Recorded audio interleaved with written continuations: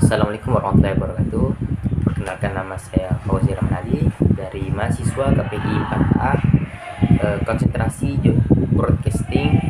Nah, di sini saya ingin mempresentasikan tugas tambahan dari Bang Haris untuk memenuhi nilai-nilai yang kurang. Baik, dari materi pertama itu ada cara mereview film. Nah, saya akan coba membagikan atau memberikan beberapa pemahaman yang saya baca dan yang saya dapat terkait mereview film. Yang pertama, ada beberapa tahap, yaitu mencari informasi. Nah, cari informasi mengenai film terkait dari, contohnya dari Wikipedia, media-media, dari teman, ataupun dari IMDb. Nah, di era internet dan alur informasi yang semakin terbuka seperti saat ini, kita dengan mudahnya dapat mencari sumber-sumber terpercaya untuk melengkapi review kita.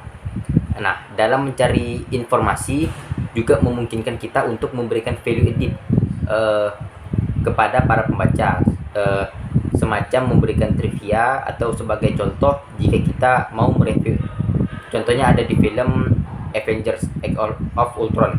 Nah, bahas sedikit mengenai Marvel Cinematic Universe, sehingga selain memberikan ulasan dan referensi film, kita juga bisa memberikan nilai tambah ataupun pengetahuan kepada para pembaca. Nah, dari film tersebut kita bisa mengetahui bahwa ada beberapa banyak superhero yang bersatu untuk melindungi dunia. Nah, yang kedua itu cari elemen menarik untuk dibahas. Cara gampangnya ialah menulis catatan saat menonton. Saya mengambil seperti tipsnya itu, misal kita saat menonton, nah ada beberapa kata atau beberapa kalimat yang sekiranya itu menarik atau belum pernah kita jumpai. Nah, boleh kita sambil menulis di saat sambil menonton. Nah, di situ tuh bisa dikatakan elemen menarik untuk dibahas. Nah, yang ketiga, jangan terburu-buru dalam mereview. Gunakan waktu sebaik-baiknya dalam menulis sebuah review yang ingin kita review. Review yang baik bukanlah review yang pertama kali kita publish atau bisa dipublish. Nah, yang keempat, struktur yang teratur dalam menulis. Berikan struktur yang jelas dalam menulis sebuah review. Sebagai contoh, di awal review kita bahas singkat mengenai plot summary film tersebut. Dalam memberikan plot summary juga jangan memberikan terlalu detail.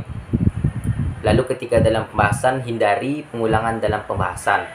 Misal di alinea pertama kita sudah membahas kualitas acting, lalu di alinea kedua kita membahas masalah skenario. Nah, di alinea ketiganya jangan sampai kita mengulangi terkait pembahasan acting dan skenario tersebut. Usahakan untuk mencari pembahasan yang lain. Nah, yang kelima, hindari spoiler. Nah, banyak kita sadari bahwa yang di YouTube yang membuat video-video review film terkait film horor ataupun banyak rata-rata itu membuat film spoiler. Tapi itu yang membuat bahkan film tersebut itu mudah dikenali alurnya karena sudah ada spoiler tersebut. Jika kita belum bisa membedakan mana yang spoiler, mana yang tidak, jangan coba-coba untuk review. Nah, saya pernah menemukan review mengungkapkan spoiler sebuah film. Bahkan review tersebut dimasukkan ke media nasional.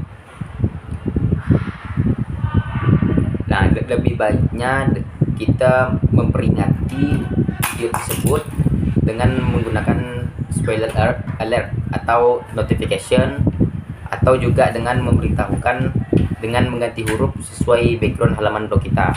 Contohnya banyak dari YouTube yang saya temui bahwa orang-orang yang mereview film tersebut, banyak dari opening itu mengatakan bahwa ini adalah konten spoiler, yang dimana para pendengar atau para pembaca diharuskan untuk menonton filmnya lebih dulu sebelum menonton konten ini. Nah, itu juga termasuk konten yang baik karena dia juga mengingatkan terkait spoiler, bahwa konten ini adalah spoiler. Terus yang keenam ada alasan yang bagus dan objektif dalam mereview. Objektivitas dalam menulis juga sangat dibutuhkan.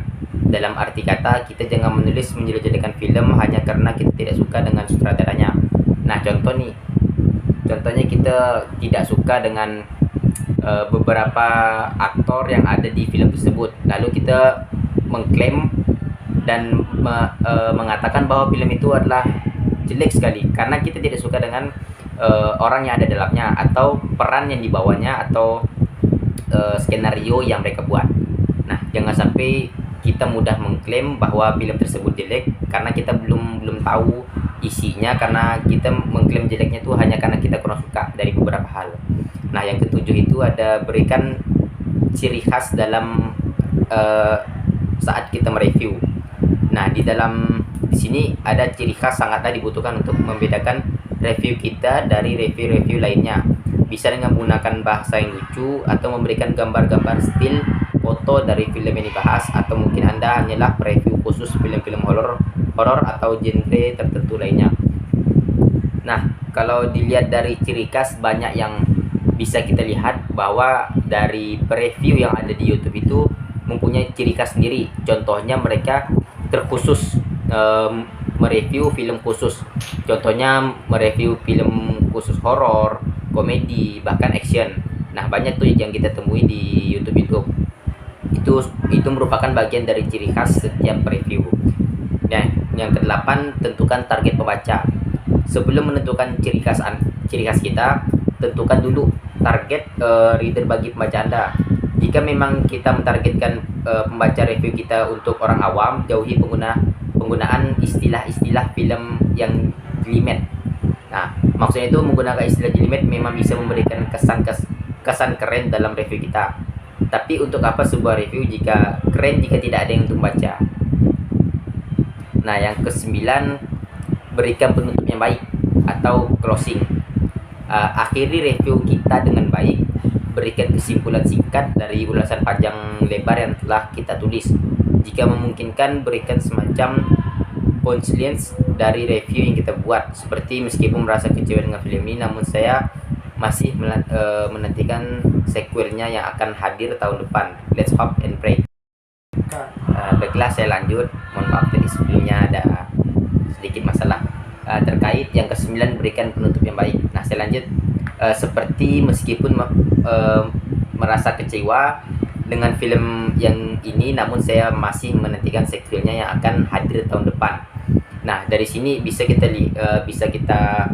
lihat di YouTube juga banyak menggunakan penutup yang baik. Bahkan mereka juga menjelaskan apa yang sudah mereka jabarkan dari awal cerita sampai akhir, dan mereka menutupi dengan kesimpulan yang singkat dan padat. Nah, yang ke-10, aktif membaca review lain. Jangan keburu puas dengan hasil review kita. Coba banyak-banyak mempelajari dari review lain. Jadi kita jangan terfokus dengan apa yang sudah kita buat, dan semestinya kita juga harus mencari pengetahuan dari review yang orang-orang lain buat. Jadi kita juga bisa mendapatkan ilmu untuk apa yang ingin kita buat. Terus yang terakhir,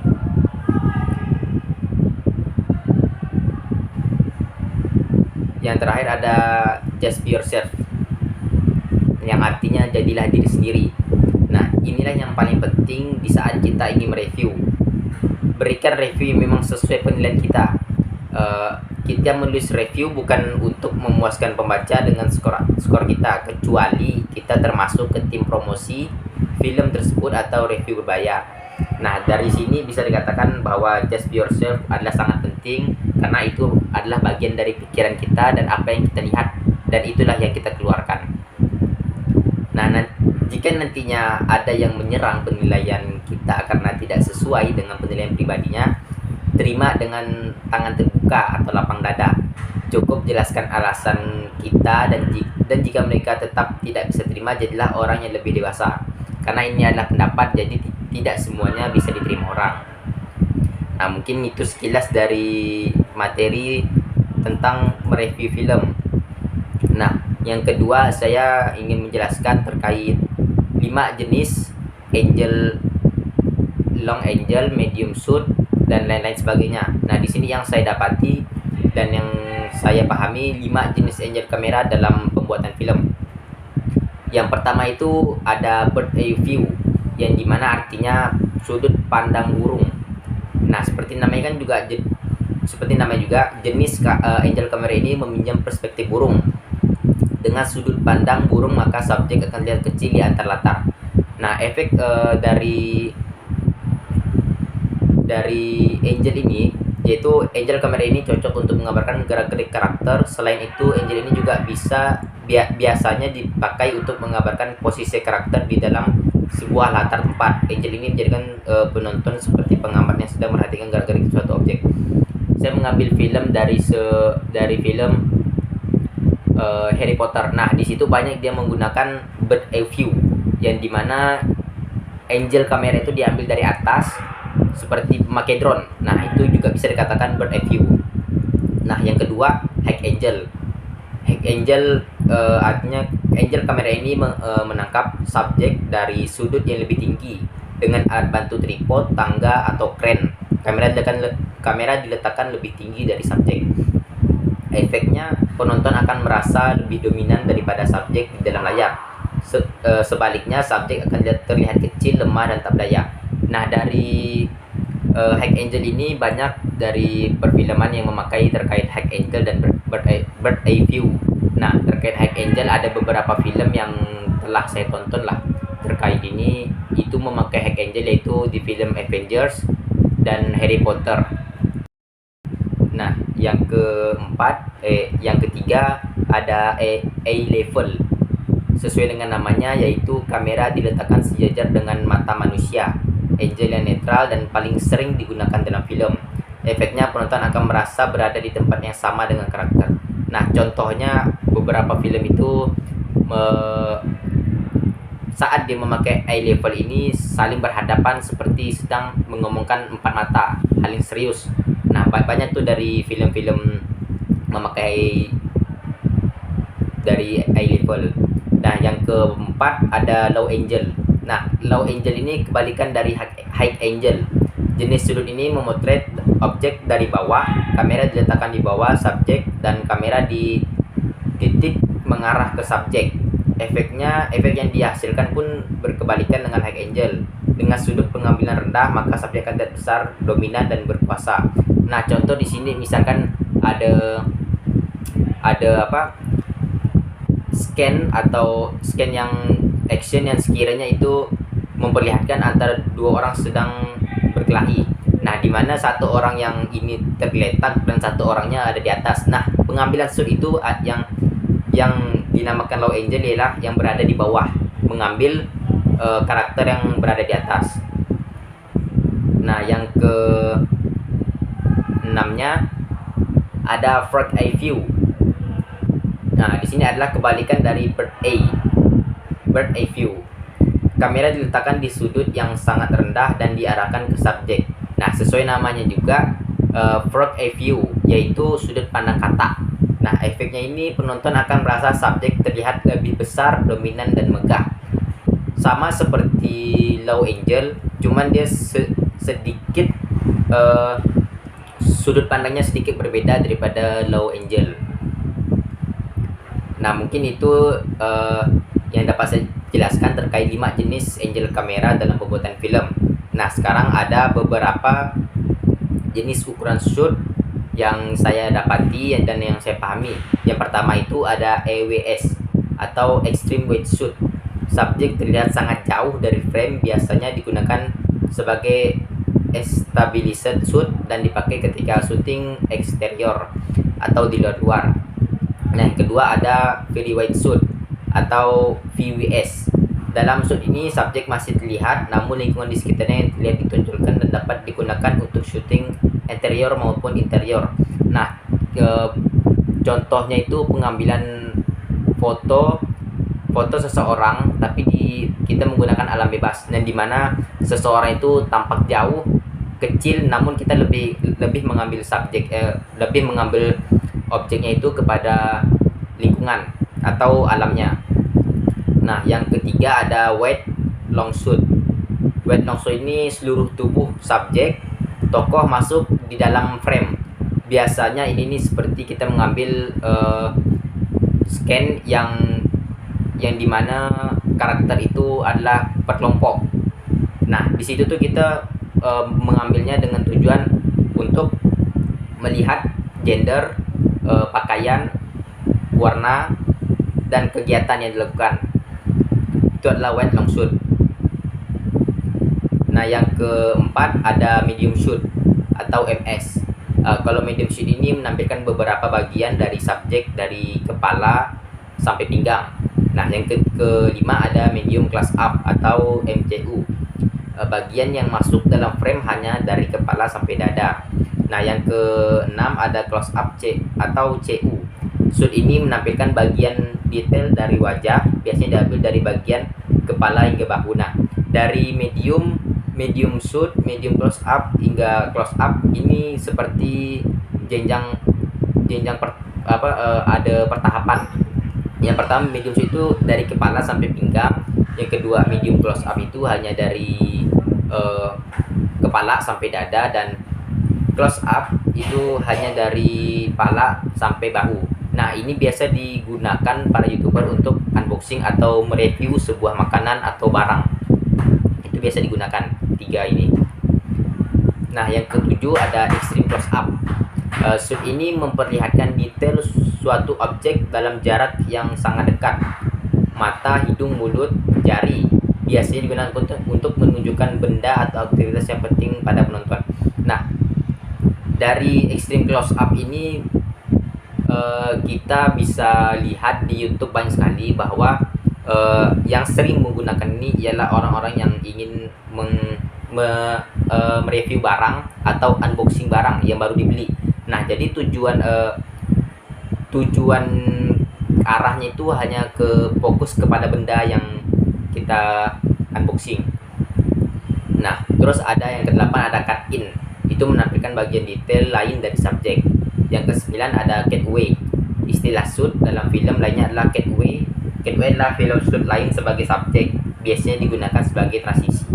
Hanya selintas saja gitu kalau model-model cutaway. Nah, yang ke-10 ada two shoot. Dalam satu two shoot tuh terbagi dua subjek yang saling berinteraksi. Nah, jadi di dalam satu scan itu ada dua orang yang saling berinteraksi, yang kita ambil, bisa dikatakan yang saya pahami mengambil dari samping gitu. Jadi dua orang tersebut sama-sama nampak raut wajahnya dan juga badannya. Nah, yang ingin saya jelaskan lagi terkait materi ini ialah perbedaan warna, kontras warna di dalam video dan foto. Sebelumnya pada dasarnya banyak yang menyalahkan arti kontras terkait kontras warna. Jadi kontras berarti juga masalah cahaya yang muncul dalam gambar. Kontras juga bisa diartikan dalam cahaya kasar atau lembut. Nah, di sini nih bisa saya katakan bahwa salah satu istilah yang sering muncul dalam editing foto adalah kontras. Namun kontras kadang salah diartikan lain akibat perspektif untuk menghasilkan foto yang bagus.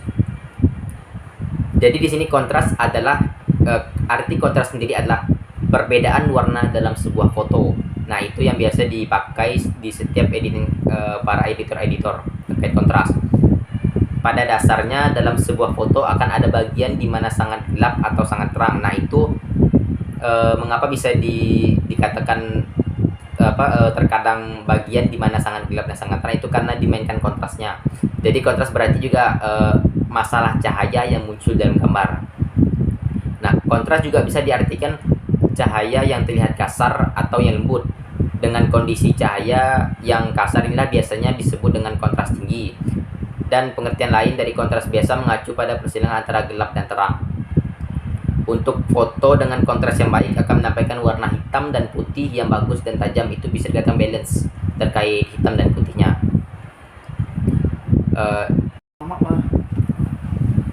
Baiklah, saya ingin menjelaskan menjelaskan sedikit terkait pengertian exposure dan mode exposure yang ada di dalam kamera.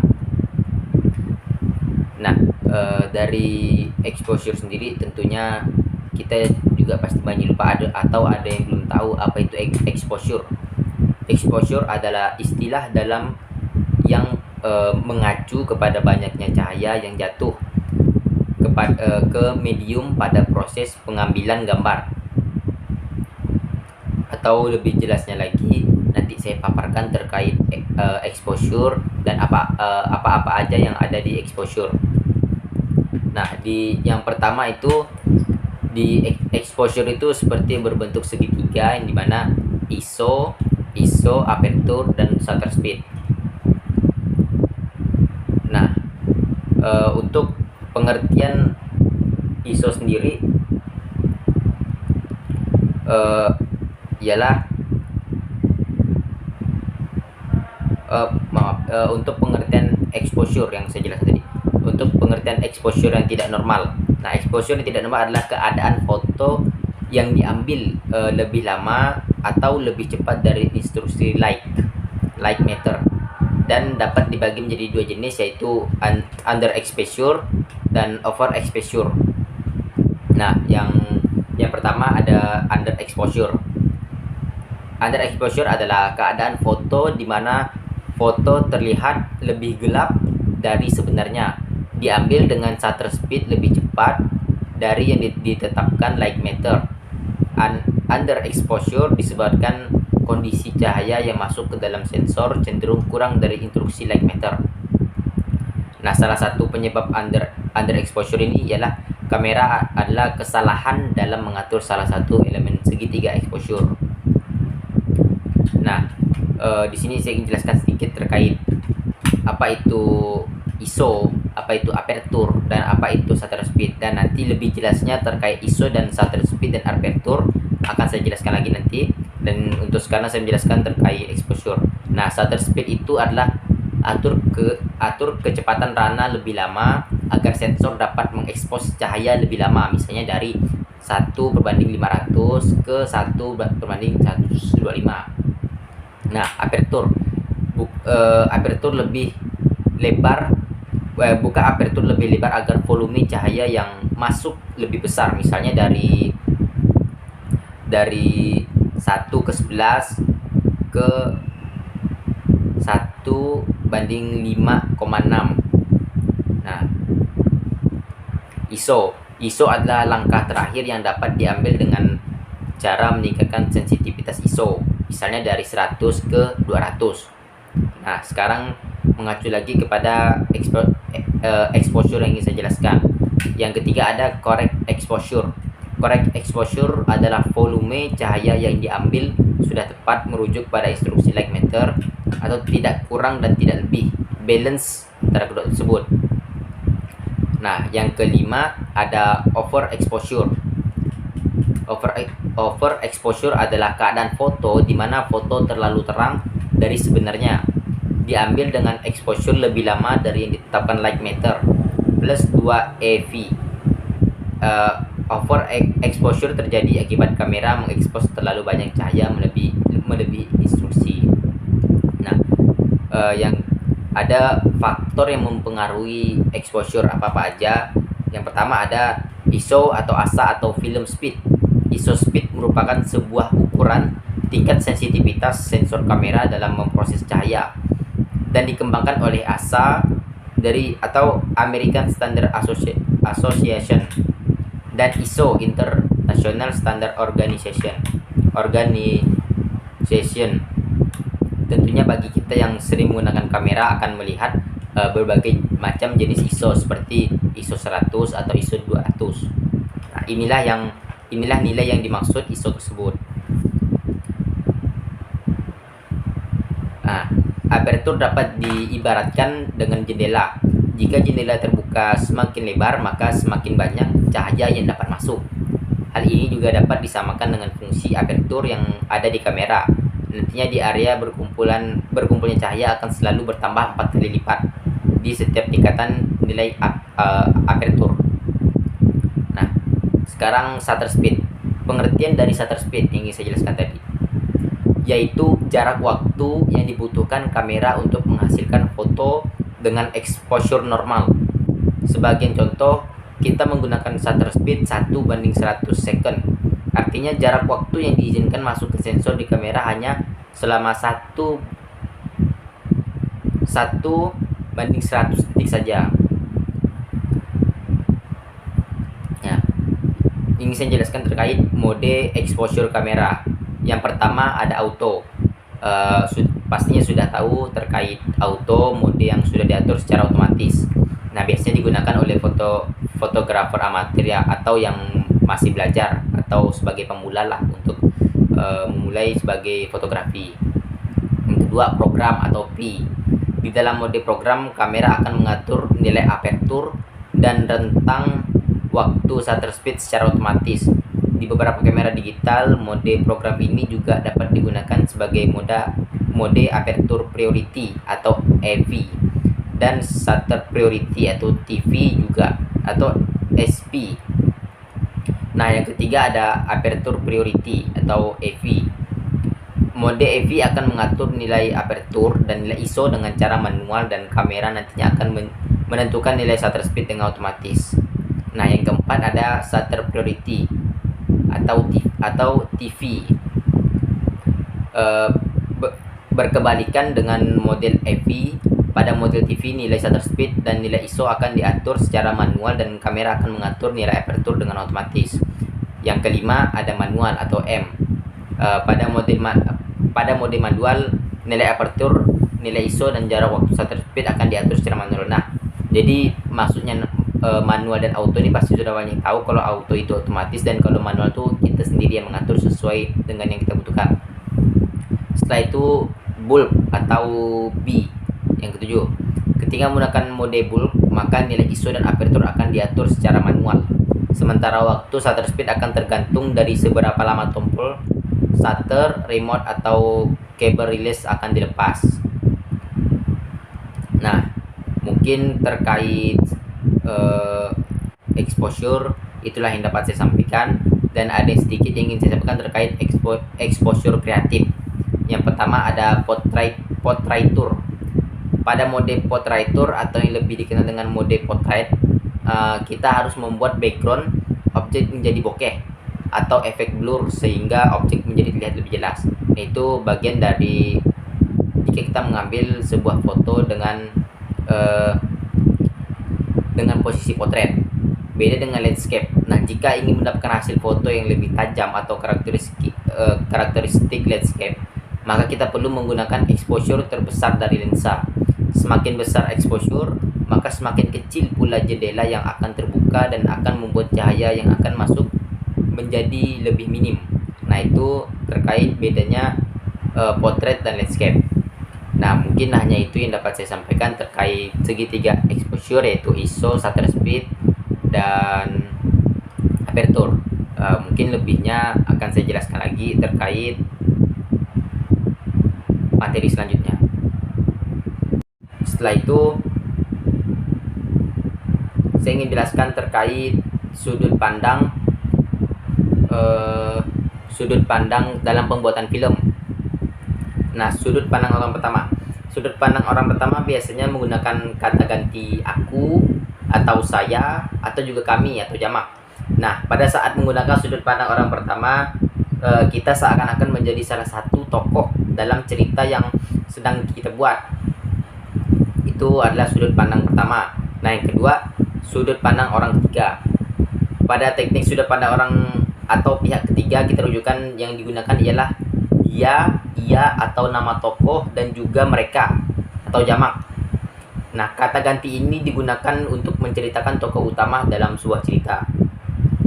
Selain kata ganti yang digunakan, ada satu hal lagi yang membedakan antara sudut pandang orang pertama dan sudut pandang orang ketiga, yaitu kebebasan peran di dalam cerita. Pada sudut pandang orang pertama, si penulis bisa menunjukkan sosok dirinya di dalam cerita. Nah, ini tidak berlaku pada sudut pandang orang ketiga. Nah, yang ketiga itu ada sudut pandang campuran. saatnya si penulis masuk ke dalam cerita bukan sebagai tokoh utama, dan ada kalanya ia berada di luar cerita menjadi orang yang serba tahu. Nah, itu maksudnya itu maksud dari sudut pandang campuran. Selain sudut pandang campuran, ada juga sudut pandang orang kedua, sudut pandang orang pertama jamak, sudut pandang orang ketiga jamak, sudut pandang ketiga objektif dan lain sebagainya. Namun kita tidak menjelaskan secara detail lah terkait sudut pandang campuran ini macam mana, karena juga saya belum memahami tersebut. Nah, juga ada yang ingin saya jelaskan, yaitu beberapa aspek rasio dalam pembuatan film.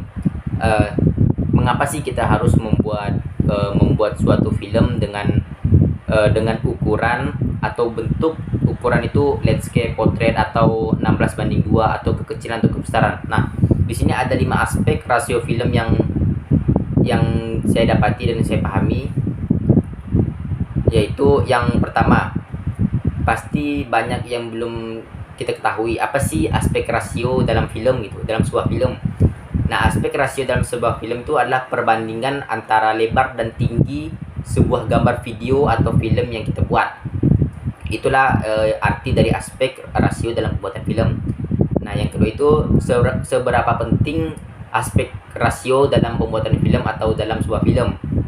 Nah, jawaban sini ialah aspek rasio tersebut dalam pembuatan film sangat penting. Karena dengan menentukan aspek rasio yang tepat untuk sebuah gambar video atau film, kita akan terhindar dari distorsi visual. Distorsi visual menyebabkan film tidak bisa dinikmati dengan baik. Misalnya gambar terlalu sempit atau terlalu ramping. Itu tuh bisa mengganggu penonton saat menonton film yang kita buat terkait aspek rasio yang tidak tepat dalam pembuatannya. Yang ketiga, jadi kapan kita tahu aspek rasio yang tepat untuk film yang kita buat? Nah, ini juga perlu yang kita pahami, karena kita juga tidak bisa tidak bisa asal sembarangan memakai aspek rasio ini untuk pembuatan film. Jadi hal yang paling mendasar yang bisa kita lakukan, itu sangat perlu dilakukan, adalah memastikan film kita akan ditayangkan melalui media apa. Keberagaman media yang sangat ada sekarang ini juga sangat mempengaruhi aspek rasio film kita. Tentukan media apa yang akan kita gunakan. Contohnya bioskop, televisi, internet, gawai, atau yang lainnya. Nah, itu tuh bisa kita tentukan melalui, jika kita sudah menentukan ingin kita tentukan media apa yang ingin kita kirim untuk film kita. Jadi bisa kita tentukan aspek rasionya. Nah, mungkin itu yang dapat saya sampaikan terkait untuk memenuhi nilai-nilai saya yang masih kurang. Mungkin kurang dan lebihnya saya mohon maaf. Bila taufik wal hidayah. Wassalamualaikum warahmatullahi wabarakatuh.